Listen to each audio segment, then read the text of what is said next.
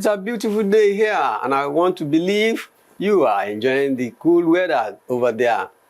You're welcome to the studios of Poly TV, Ilaro. It's time once again for newspaper review and analysis. I am Femi Afolabi. I am not alone on set today. Mr. Simon Fakeye is here with me. Mr. Fakeye is a publisher, is a veteran journalist, and of course, is a public affairs analyst. You're welcome on set. Thank you. Good morning. Good afternoon. Oh, okay.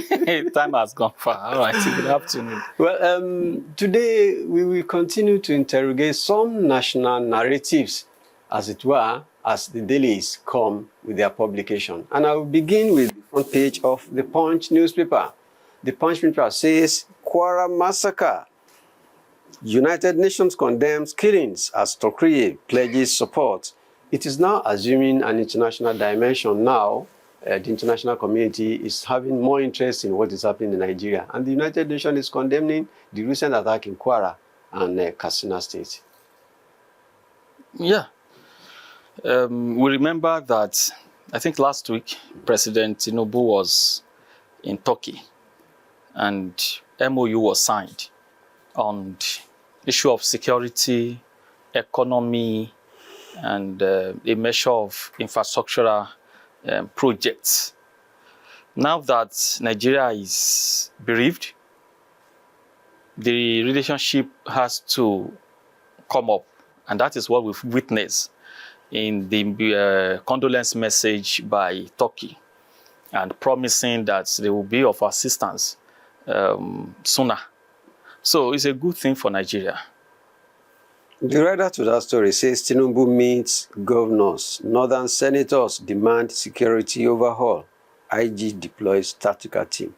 I was speaking with somebody yesterday. I said, to a very large extent, Nigerian government is reactionary. Whenever an event occurs, that is when you see us moving here and there, deploying troops, inaugurating committees and so on. Wonder what is happening to intelligence gathering among within the security infrastructure in Nigeria. Because I believe if we have adequate and robust intelligence gathering team, many of these crises we are talking about may not even occur at long run. Well, I don't agree with you. Yes, Nigeria military has intelligence gathering capacity. We can only say that it is their best is not enough for this situation at hand. They are trying. Just like what the paper said, that writer that said there is suggestion, suggestion about security overhaul. Yes. Northern senators demand security overhaul. Overhaul, yeah. So maybe I want to believe that they are not expecting the president or the security heads to start from zero, ground zero. No, the security, the overhauling they are talking about, to my perception, is how to improve on the security architecture of the country. And so that's brought us to your comment. My position on your comment that Nigeria's intelligence gathering capacity is okay, but not enough because of the increase in the tenacity of the terrorists. So I will also agree that there should be, the military should come up with how they can improve on what is at hand now. I think I'm of the opinion, there was this issue about 2 weeks ago. I have this opinion that our security personnel are not enough. The police, the soldiers, and the equipment also. We don't have what is needed to combat or to face this situation this terrible situation that Nigeria is facing now. So in terms of the overhauling, the government, President Tinubu, 3 weeks or so ago, he directed the military heads to recruit more. He mentioned 20,000 personnel, but I don't agree. We need more than that. And in terms of what is the attacks the one that happened in Kwara and other places. You see, it is not possible for this military personnel to be at all places at all times. I'm not trying to shift them, but that is the reality. We don't have enough personnel security-wise. Then the communication networking is not there. I think, according to what, I mean, in view of what happened recently, some people said before the soldiers could get to the spot, it was hours after the whole thing has happened. Yes, we've not, personally, I've not tried to see the location, the distance of that village from the main town, from the last station or checkpoint of Nigerian soldiers or military personnel. So all these factors has to be put together. How far is that village to the headquarters or the office of the next security outfit? So most of these things happen because the terrorists, they have targets. These things are happening in Kwara area, in the south, north central and southern part of the country, because the last attack happened in the north, far north, northeast. So they have run away from that area to this side. And this is Kwara State, where we have a very large expanse of forests. So where they find it easily to hide and carry out these destructive activities. So we've got to encourage our security operatives to be more focused, to get more recruitment. The government should provide them with more equipment so that they will be able to meet up with the increase in the terrorism acts. Okay, from there we move forward. We go into politics now, and I want to go to the Daily Trust. There's a minor report at the footnote of Daily Trust saying Minority Caucus, Senate approved e-transmission of election results, but the minority group are saying, no, that is not what they recommended.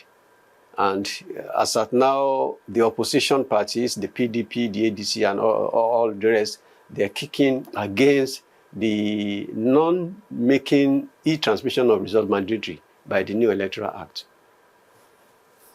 According to the Minority Caucus, they said they've agreed on the e-transmission. And the Majority Caucus has now said, well, we agree to some extent, but what we want is, let's give this flexibility, allow flexibility to INEC, so that they may choose, looking at the situation at hand, then when it is time to say, okay, what is the next thing to do? Now, you see, trying to compare ourselves with other nations, to me, we are not being sincere. I just want to believe that we are a different species entirely in Nigeria. The way we handle matters, in fact, is amazing. This issue of e-transmission, it is very easy. There are other countries, other undeveloped nations that have been doing it. But in Nigeria, we know whom we are. We know what damages we are capable of causing when it comes to this transmission. That is by one side. The second phase of it is that I think we all know, we are aware the capacity of our national grid as we speak. I think it is less than 5,000 something. So the import is that we don't have stable power supply in Nigeria. We all agree that our network service providers have been messing up in recent times. The networking is not stable. It's fluctuating. And we can all attest to it, what we experience when we try to transfer money or want to receive or trying to use our ATM at the ATM terminals. So we just have to be sincere with ourselves that we are not there yet. That is the simple truth. No, people should come out and say it is not correct that over the last months, service providers have been failing us. When you want to browse, having, recharge, this thing will not go in. So we have to give a kind of reservation when planning for the next general election. It is better the position of the majority caucus that let's allow INEC to use its discretion in using which, in adopting which formula or which device to use. We can also take into consideration what usually happens to our, what do we use this thing to fold? The capturing machine. Yes. Data capturing machine. Yes. There have been a lot of complaints. I think during former President Jonathan, the machine did not capture him. And the last election, it happens also. So we've not, in terms of the technological aspect, in terms of power supply, the networking, Nigeria is not there. So we just have to exercise patience and see how this thing can help us. So if we insist that we should go by electronic, I'm doubting and I'm afraid that at that time, when a word will need to transmit its own results, there may be power failure, there may be network failure. Then what do we? It will now look as if it was intentional. So, and that cannot be favorable to all of us. So let's be at the safer side, go by the majority, then try to monitor the election. The opposition should be at alert to monitor their result from the polling booth and see what can come out of it, and relying on technological aspect that Nigeria is not ready for. Okay, still talking about politics, I go to the front page of Vanguard newspaper. This is a minor report on the front page of Vanguard newspaper. 2 PDP factions insist on fielding candidates in 2027 polls. We know that we have Yeltsin Wike-led factions of PDP. We know we have another faction where Governor Makinde of Oyo State belongs. Of course, INEC today is recognizing the Yeltsin Wike faction because of the latest court action, which nullified the Ibadan Convention of the PDP. Now, the two factions are insisting now that they will fielding candidates for the 2027 polls. That is, to me, is a wishful thinking. They all know what they are doing. And I think Nigeria court is there to resolve it for them. They will all, either party will be forced to align with the one that has the court's favor. It is just ironically that this is an opposition that is claiming that he wants an election, a court-free election or electioneering, a situation where the winner is decided at the poll. That is what they want. They prefer that. They said they don't want a system where it is court or tribunal that will determine who wins. Now, internally, from their home, they are having problem relying on the court to tell them who is right or who wins. So that is why I said Nigeria, our makeup is just different. So if you really want a system that go by the rule of law, then you must start from home. So I hope that at the end of the day, court will decide which faction is legal or legitimate to field presidential aspirant or candidates. But that is a sign that Nigeria, most of us are not ready for what is lawful.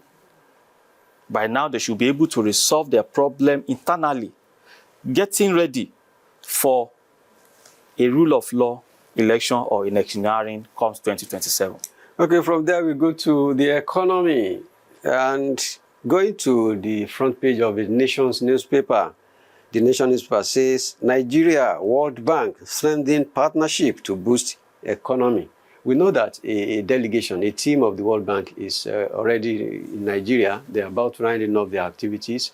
And Wale Edun, the Minister of the Economy and coordinating, Minister of Finance and coordinating Minister of the Economy, is saying the collaboration of the two bodies, Nigeria as a sovereign country and the World Bank as a team, their partnership will boost the economy of Nigeria. Isn't that positive, you know? It's positive and encouraging, and I think they have been doing it. That partnership has been working. There have been a lot of infrastructural projects being supported by World Bank. We have these small businesses that World Bank, in partnership with Nigeria, has made provision, a kind of empowerment, financial empowerment for them. And so, in all sectors, that partnership has been working, and we hope it continues. So, to me, I want more of it. Something was published in the newspaper yesterday. One of the dailies yesterday said Nigeria is working to overthrow Algeria as the third largest economy in the world or in Africa. But what we used to have or we hear is that Nigeria is the largest economy in Africa. How come we are chasing Algeria, who is the third? And maybe by population, we are largest. But by financial muscle, financial strength, our GDP is not there. So by that, we are in number 3 or top position. So, and based on the theoretical GDP now, which to me, the masses are struggling to Nigeria is moving closer, is improving. But we hope, personally, I hope to see its implication or the impact on general masses. Okay, let's go to something that looks positive for all of us. We're talking about Nigeria and the United States relationship. Yesterday, the First Lady of Nigeria was described as a responsible, a respected lady Okay. by Mr. Donald Trump, the President of the United States. The story on the front page of Vanguard is titled, U.S. President acknowledges Nigeria's First Lady as a respected woman. The First Lady attended the breakfast Thanksgiving in the United States. That is an annual ritual, February ritual in the United States. And that was where Mr. Trump described the First Lady of Nigeria as a respected woman.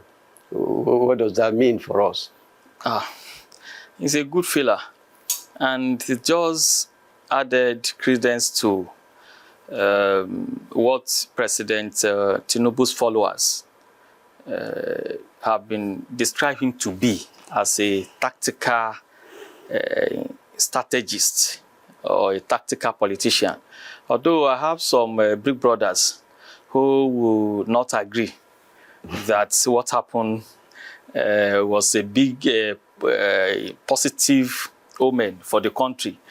But I see it as what Yoruba would describe as giving banana to a monkey. I'm not describing President Trump or illustrating him as a monkey, no. But in Yoruba language, you can try to teach somebody with something. So President Tinubu sending the First Lady, his wife, to America, where President Trump was expected to be. So I think it's a tactic, and it has worked well for us.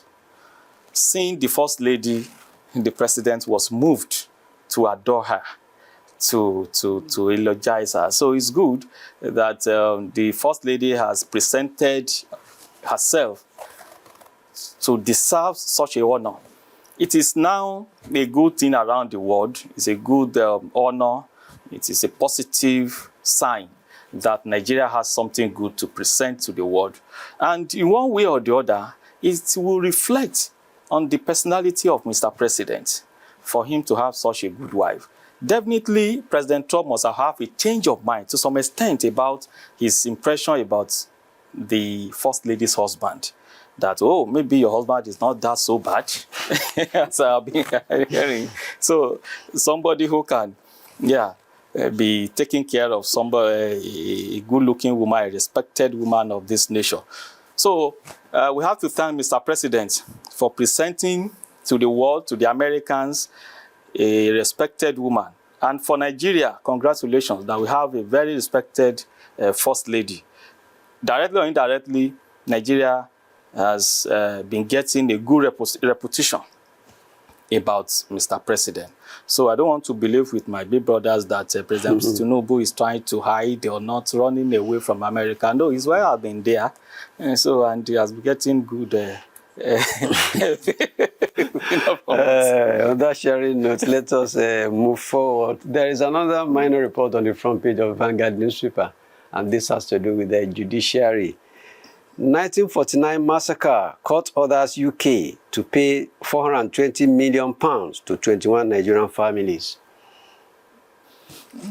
Well, it is an Enugu State thing. Our forefathers, miners, I think 1949. 1949. Oh, 1949, yeah. I think my father has been born, but very young. So it was a long time. So they are our grandparents, so who suffered as victim of the oppression from the UK or colonial masters, let's put it that way. So now that the court has ruled, there are other procedures to get that compensation if it will be paid. Nigeria they have to carry out, the federal government or the presidency, the country has to come in to assist them in enforcing that rule or judgment. And in terms, in the process of trying to enforce the judgment, they have to go in line with diplomatic measures. Nigeria, UK, bilateral relationship, we go a long way to help them. So a way of appealing, a way of diplomacy, so as to urge or implore UK government to see how much they are going to pay. Are they going to pay, or is there going to be negotiation, or at all just a matter of, oh, we are sorry? So in coming days, we'll see how federal government will intervene and what will come up of it. But it's a good thing that the judgment has been given. The question I want to ask is that, of course, you've explained that there will be diplomatic process that will be explored, at least to enforce the implementation of this judgment. The question I want to ask is, during the process of the litigation, before this judgment came, no counsel represented the UK government or any of their agents. Do they believe in this kind of judgment or the court process? Because we are talking about an Enugu State High Court sitting on a case that borders on sovereignty and jurisdiction of another country. Apparently, that was a failure on their part, if really they couldn't get across to the UK government. I'm not saying they did not get across to them, but they were not able to ensure that there was a presence or representation of the UK government. So, but now that the good thing is the judgment has been delivered. Whether wrong or right, the judgment is ready. So let's see how far they can go with that. For the UK not to have sent a representation, it could be a tactics, a strategy from them. And at the same time, it could be because of a kind of failure from the part of the Enugu people. Okay, let's move forward. There's a minor report on the front page of the Daily Trust. How Nigerian startup raised $520 million. How Nigerian startup raised $520 million. This is a product of the meeting of the First Lady of Nigeria with some stakeholders in the United States after the breakfast meeting with the US delegates. Now, Mrs. Tinubu was saying she was able to raise $520 million at least to come and start up very many initiative project in Nigeria, Renewed Hope. You know, we know that the First Lady is championing Renewed Hope project in Nigeria. So she's now saying his relationship with the United States has enabled her raise $520 million for businesses in Nigeria. Yes, you know, we said it. You said it earlier when you asked what does that represent. I mean, the President Trump's compliments about the First Lady. This is one of it. It is another way of saying this is in whom I'm well placed. So it is a way of telling the world that is now in term with Nigeria president and his wife. So that is a what do we call it? It's a testament for the First Lady to see that, yeah, she's now in the right path. And people will automatically trust her. They want to entrust their assets and everything because they know that they have got acceptance of the US president. When this problem started, when some people were saying that Nigeria, we are a sovereign nation, we don't need the intervention of the US, we can do this ourselves, we can do that. I said, don't deceive yourself. Nigeria is as good as a small boy comparing to the US. The troops the troops training, the military equipment we use, all from America. Even try to remove the American dollar from our stock exchange. What do we have? Nothing. So the first thing is to get in line our acceptability of the US. And this is what Mr. President has done strategically, tactically. So we should now sit down and be expecting more goodies from America, which that $520 million is one of it. Another story on the front page of the Nigerian Tribune that borders on the economy says Nigeria taps into $7.7 trillion global halal market. Yeah. They said, it has been said that it is global. And it is just an organization that is that concentrates on selling farm products. I think majorly it has to do with meat, yes, and other things. So well refined, according to them.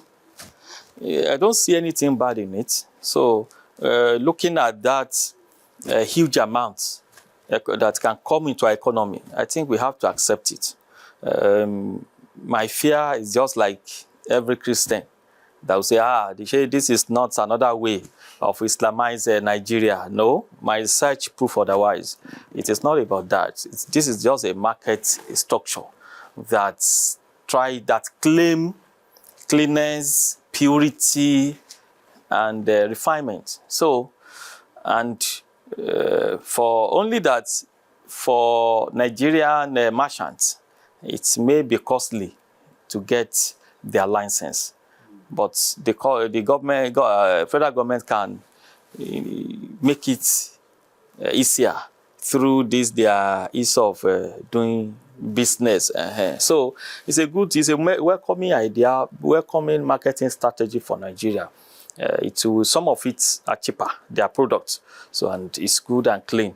And I think somebody told me that even some of us have been eating their products unknowingly because some of it have been imported into the country. So it's a good. So that, in essence, that is another form of boosting our economy through good reforms put in place by the present administration. Yeah, right, sir. Thank you for finding time to be here, and we respect your thoughts. And we want to appreciate you for every time that you're here. Thank you too for giving the privilege. That is our program today. We'll be back on Monday with a fresh compilation. My name remains Femi Afolabi. Bye for now and have a nice weekend.